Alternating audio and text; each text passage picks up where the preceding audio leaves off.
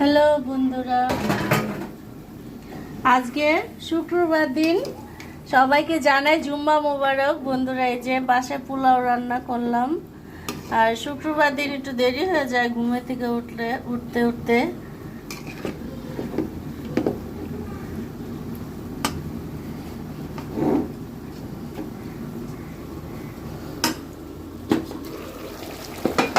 পোলাও রান্না করলাম আর দেখো এই যে গরুর গোস্ত রান্না করতেছি। বন্ধুরা, ভিডিও ভালো লাগলে সাবস্ক্রাইব করে দিবা, লাইক কমেন্ট করে যাবা, কারণ কমেন্ট ধরেই তোমাদের বাসায় আমি যাব, তোমার চ্যানেলে যাব। বন্ধুরা, সাবস্ক্রাইব করে দিবা।